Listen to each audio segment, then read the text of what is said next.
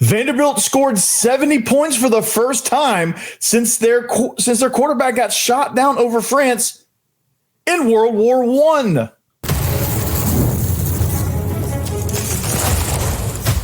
You are Locked On Vandy, your daily podcast on the Vanderbilt Commodores, part of the Locked On Podcast Network, your team every day. Hey, what's up, everybody? Welcome into the Locked On Vandy podcast on the Locked On Podcast Network. I'm your host, Corey Burton. Thanks for making Locked On Vandy your first listen each and every day, and shout out to the everydayers.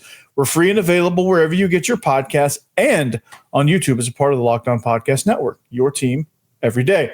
This episode is brought to you by FanDuel. Right now, new customers can bet just $5, and if your bet wins, you'll get $300 in bonus bets to use across the app. Download the app today. So this was a historical performance against Georgia State. Obviously, the stat I threw out there is the first time since Vandy had a quarterback flying in World War I that they scored 70 points. That's pretty insane when you think about it. And it's a wild stat, but man, it just shows you where this offense is right now and where things are heading. And this is going to make them tough to beat. And I'm going to talk about that. I'm going to lay that out there because, like, we learned a lot from this game, a lot that you probably didn't know about. Like the defense, they continue to make plays. Like they set up a couple of these touchdown drives in the first half. The offensive line was dominant. They spread the wealth around. Everybody made plays. I don't think they've had a 100-yard rusher all year long in a single game. So that's pretty insane too when you think about it. And I think they've only punted 4 times all season. That's also insane. But the thing I want to start with, because this is probably the most impressive thing, and I don't think I've ever seen Vandy come out this red hot in any game all season long. And honestly, it shows that it validates what we've been talking about, what I've been talking about all off season and up until this point. So first 6 drives results in 6 touchdowns. That is insane. I was at the game, and what they did was, and it wasn't big plays. It wasn't like, several of the drives were like 2 or 3 plays and it was in the end zone. These were drives. These were methodical drives. These were, they had 635 total yards of offense in this game.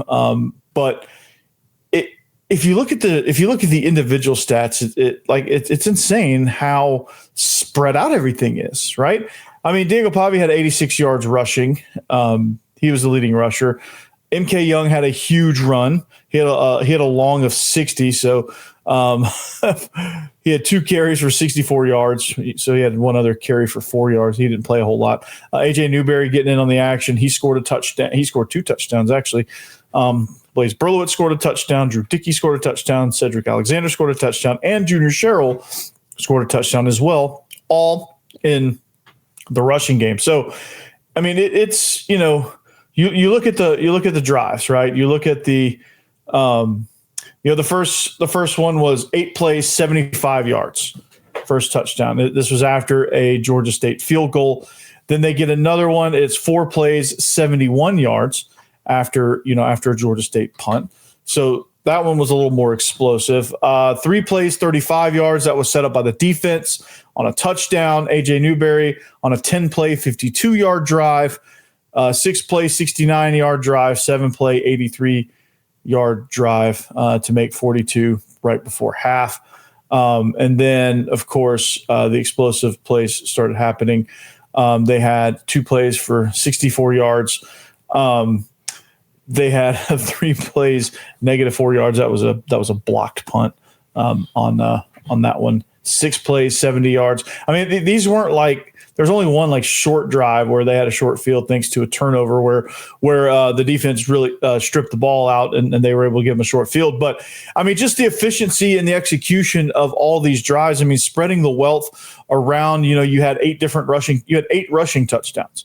All the touchdowns were in the rushing game, and they were set up by dynamic passing schemes. They were set up by RPOs, option stuff. The offensive line was dominant. And I know it's Georgia State, so you got to temper your excitement a little bit, but still 70 points is 70 points.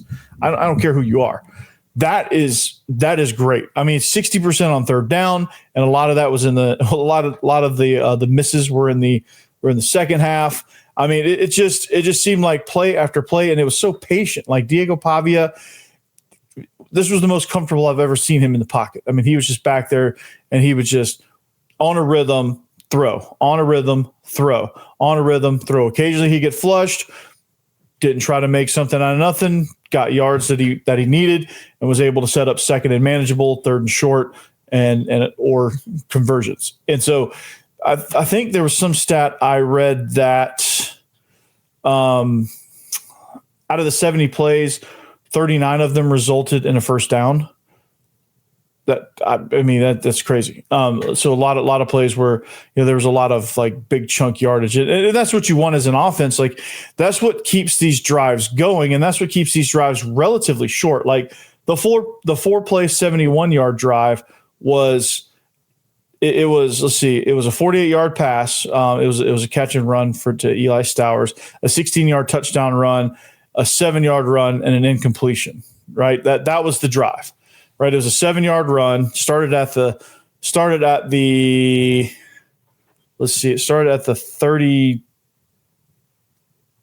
probably the 29.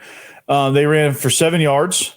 Incomplete pass, 2nd and 3, 3rd and 3, Eli Stowers, 48 yards, and then a 16-yard run on an option play for Diego Pavia. I mean, that was probably the most explosive drive as far as like the different scores. But like when you have an efficient offense, man, it's going to make the point of all of this is it's going to make them very tough to beat, because when you're executing, when you're patient, when you have so many weapons, it makes you tough to plan for. It makes you tough to beat, because you got to stop the inside with Cedric Alexander and Diego Pavia on quarterback design runs.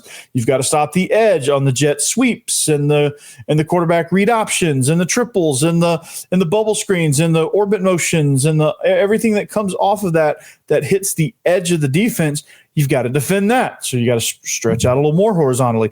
Now you have to contend with the RPO screens, the little I used to call it the bang screen. It's a little bang screen to Eli Stowers there. He runs just a short arrow on the line of scrimmage, and you run the RPO off that, and Diego Pavia carries it out there to him and flips it to him when the defender commits to him.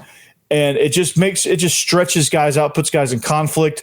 And when you have to force guys to cover a lot of space, when you force guys to have to communicate, and when you force people to have to play in space, not everybody does well with that. And mistakes happen, and Vanderbilt has been really good, extremely good in capitalizing on those mistakes, not only with points, but like chewing up yards and chewing up clock. They've been able to maintain their identity while scoring a lot of points. Like I think obviously last year's team lost this game, but like even against Ball State where they won, like that came after the Alabama win, and it was a game where they kind of like played with their food a little bit. They were still, they come up and down. They weren't all that focused. And I haven't seen that yet from this team, because the first game would have been a perfect time to be sloppy. Everyone would have understood, but like it would have been the perfect time to be sloppy, and they weren't. The next two, obviously you're going to get juiced up for those tough environments, a lot of things hanging on it, a lot of things riding on those games, lots of trash talk going back and forth between, and obviously they took care of business in those. And then, of course, against Georgia State, another bench clearing. That sounds terrible. There was no brawl. Another bench emptying type game where you get 4 quarterbacks in. I think you cleared the running back depth chart. I think you got just about every receiver in. Offensive line, I'm pretty sure you got most of your guys in.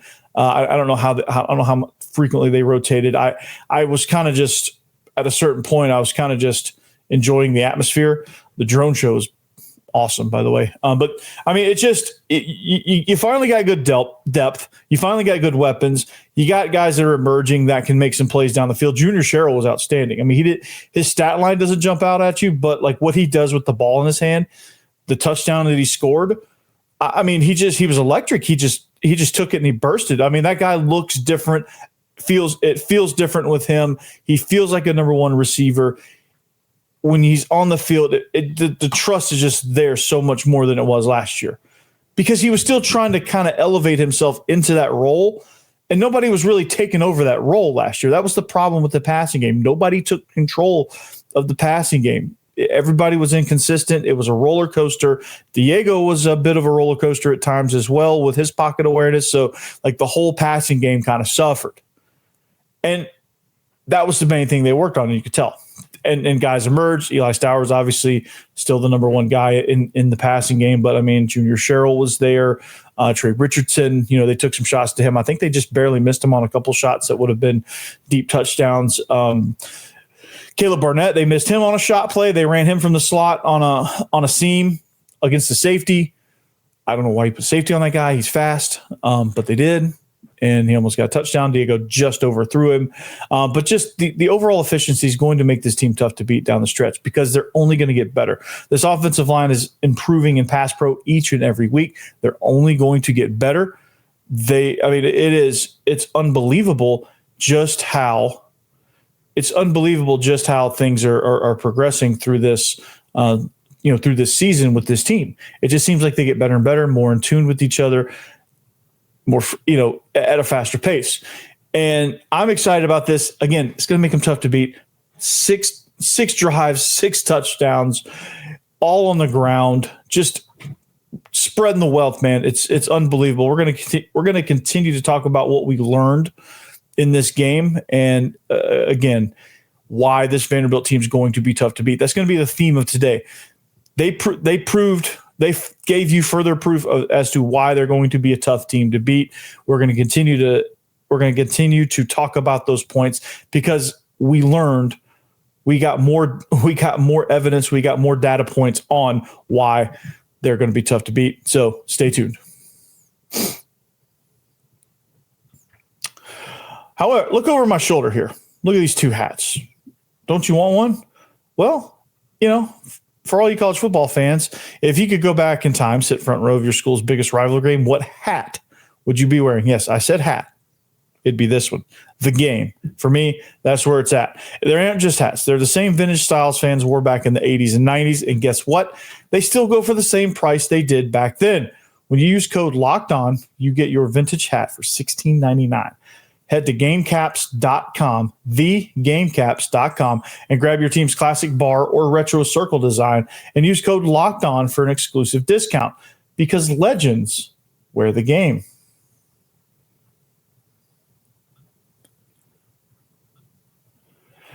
Alrighty, thanks for making Locked On Vandy your first listen each and every day. We're free and available wherever you get your podcast and on YouTube as a part of the Locked On Podcast Network, your team every day. Locked On SEC is the next place to go right after this. If you need a second listen, check them out. Check Chris Gordy out. It's a great show. He has a lot of great guests. He does a phenomenal job down there. So what did we learn from that historic performance?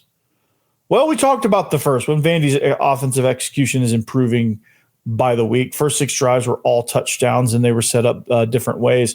And I alluded to it a little bit, but they're displaying true balance.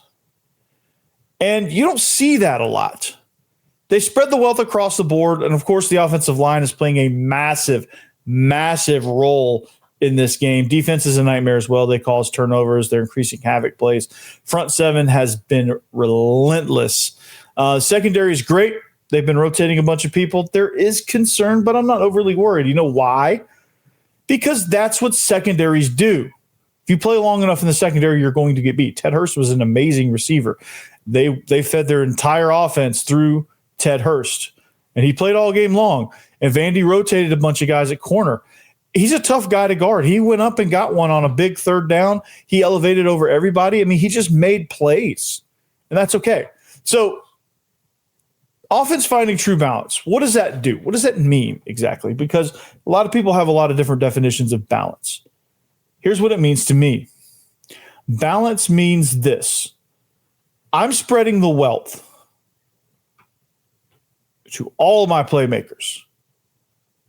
on the offense, right? So you get 5 guys that can as an offensive play caller, you get 5 guys that can carry the ball, that can be a part of your offense, right? Why not use all 5 of them and find ways to get guys involved? Because it makes those guys play hard when they don't have the ball in their hand. Like if they know they're getting the ball, like they're going to block their tail off for the next guy, right? Trey Richardson runs a bubble screen. You think Junior Sherrill's going to be blocking his butt off? Absolutely he will be, because he knows at some point Trey Richardson's going to do the same for him. And they're going to make something electric happen with the ball in their hand.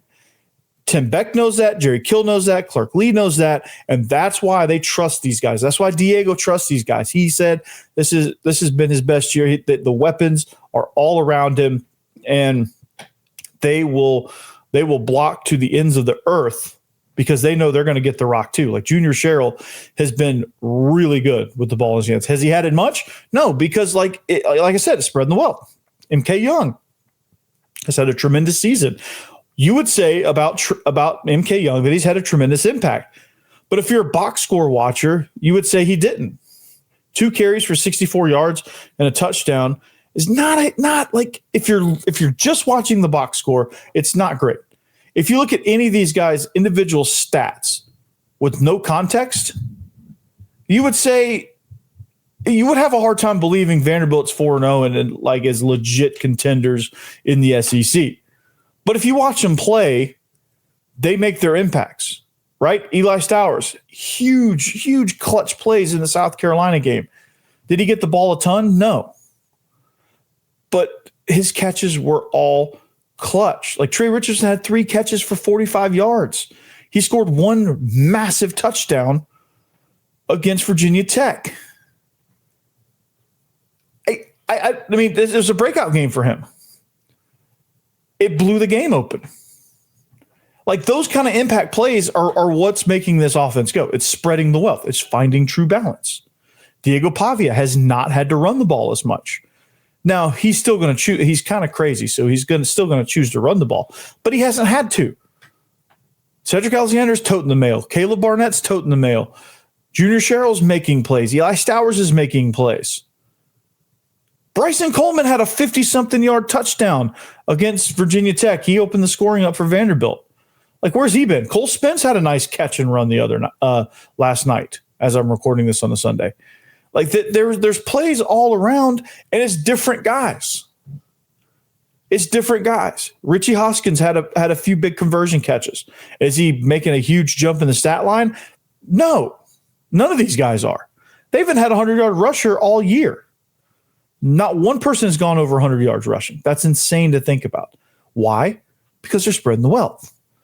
Because 635 yards, I mean, you look at the total, 635 total yards.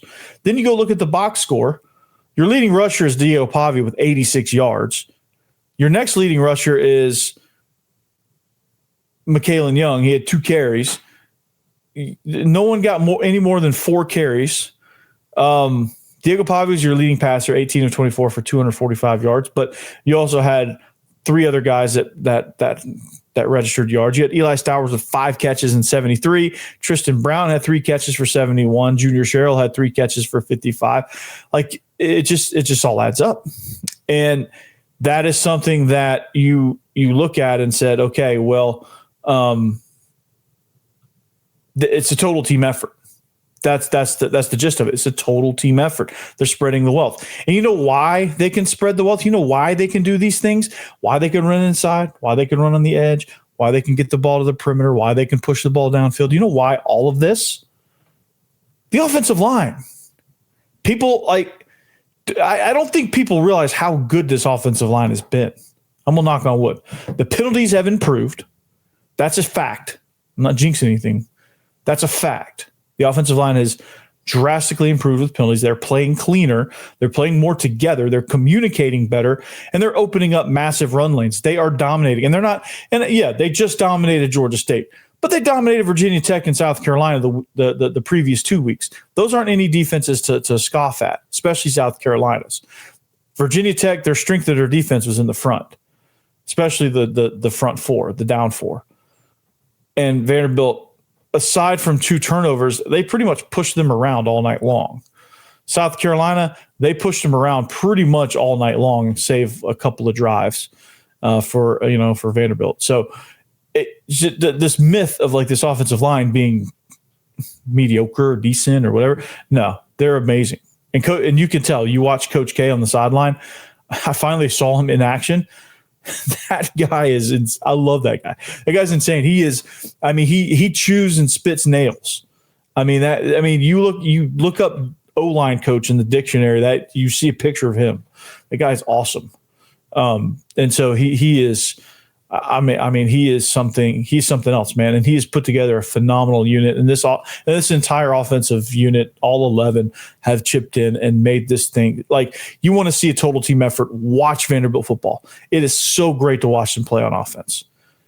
All right, it's so great to see them watch them play on offense. So we're going to talk about that. I'm going to touch on the defense a little bit, and I'm going to show you where Vanderbilt landed in the polls this week. We're going to finish out the show with that next.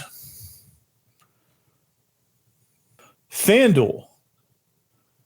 The NFL season is here. College football is raging on. It's been a phenomenal season. It's been fun.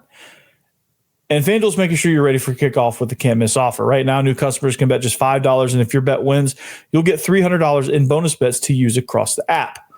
Why do I love it? Man, I can tell you this. The live player props are outstanding. Building a same game parlay with player props. Like if you took Cam Scatterbo as an anytime touchdown, you're probably feeling pretty good about yourself, right? Especially if you're watching it live. And it makes everything more exciting. Like, you could be watching a game you care nothing about, like Kansas City, New York. I cared nothing about either of these two teams. But I've got a little bit of action. So I don't bet massive money, but I've got a little bit of action on this game, so it makes it even better. It gives a little more energy. So are you ready to play? Download the FanDuel app now by visiting FanDuel.com to get started. That's FanDuel.com to place your first $5 bet. Now we're going to talk about the Square. Yeah, man. This episode is brought to you by Square. Your neighborhood spots run on Square. There are certain businesses that truly make the neighborhood feel like home, whether it's a local sports bar packed on game days, the coffee shop that knows your order by heart, or the corner deli that's been serving the community for decades. There are places that bring people together. When businesses thrive, whole neighborhoods thrive. So I love Square, man, and it's great. And this is something that, when you go, it's so easy, man. And I honestly, there's a place called Creve Hall Bagel. Shout out, no free shout out, right? And it's electric. Like, you walk in, and because the owner is who he is, you walk in there and it feels like home because he knows everybody. It feels very warm and inviting and friendly. Everybody's so nice. Everybody's in a good mood. Everybody's getting their bagels and their coffee, and it is sourdough bagels too. So it's gluten-free or it's gluten-friendly. I don't know if it's completely gluten-free, but it is gluten-friendly. Somebody correct me on that. But it just, honestly, spending money there doesn't just support the business. It supports the people behind it and the community around it, man. It's a staple of the Creve Hall area. And these local spots are what make the neighborhood feel like home, and so many of them run on Square. Square is a proud partner of more than 400 million neighborhood businesses around the world. You can go to square.com/go/lockedoncollege to learn more. But before you do, go support your local favorite neighborhood spot. You'll be happy you did. Square. See you in the neighborhood.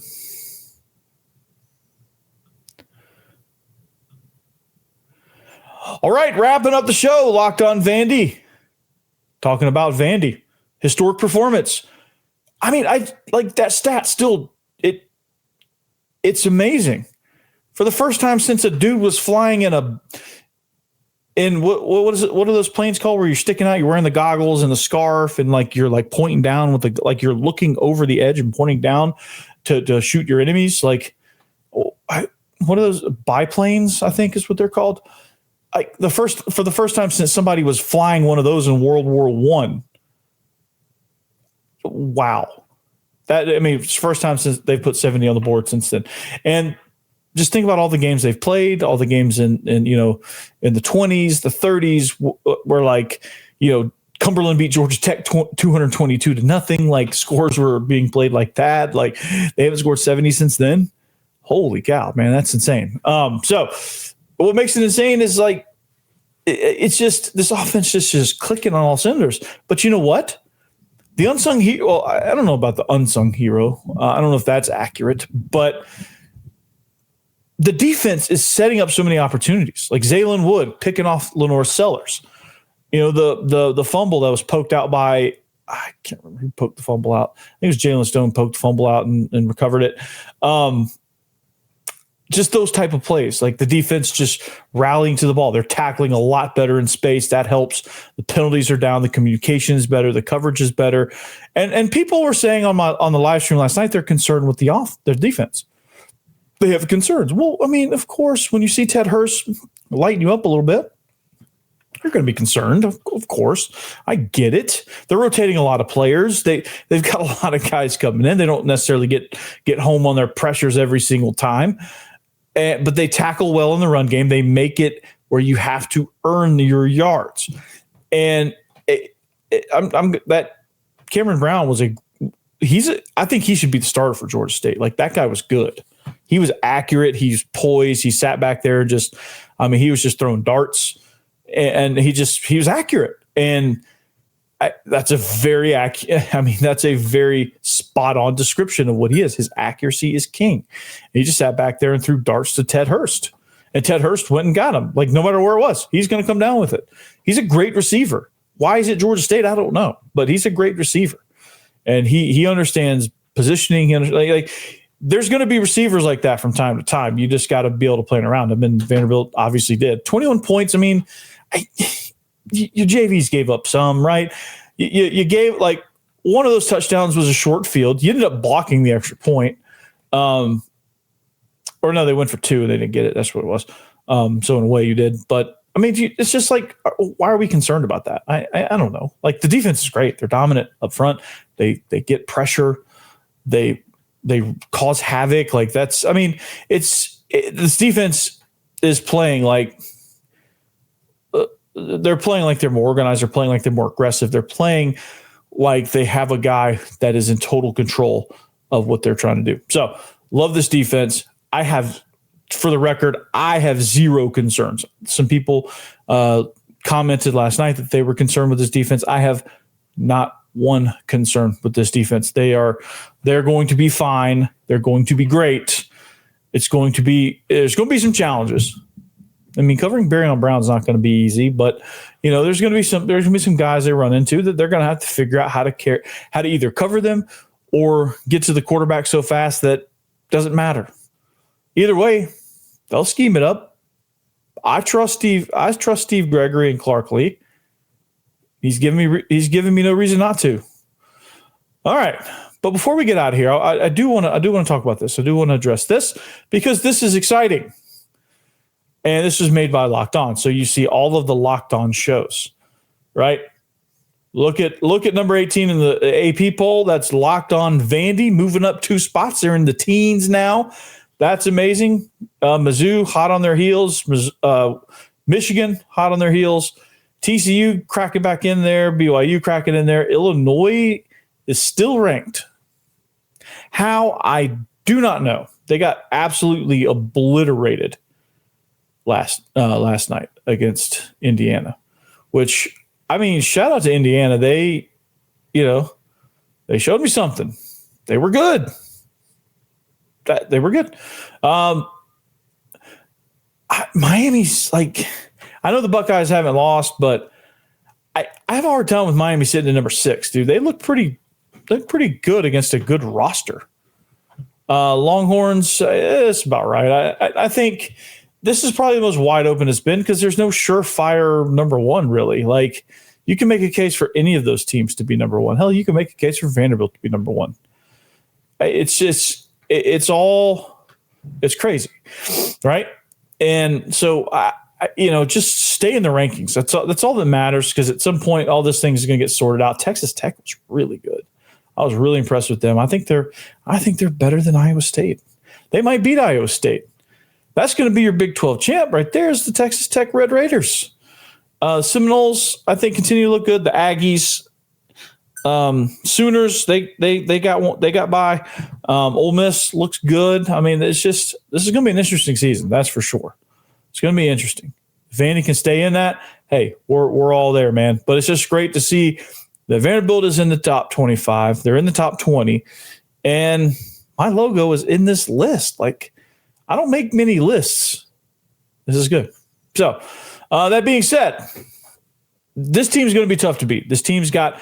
We're going to look ahead now to Utah State, and that's going to be fun this week. It's a well-coached team with Bronco Mendenhall, so they got a lot to offer. Even though it's the first year in the program, they may not be hitting on all cylinders, but they will be pretty soon.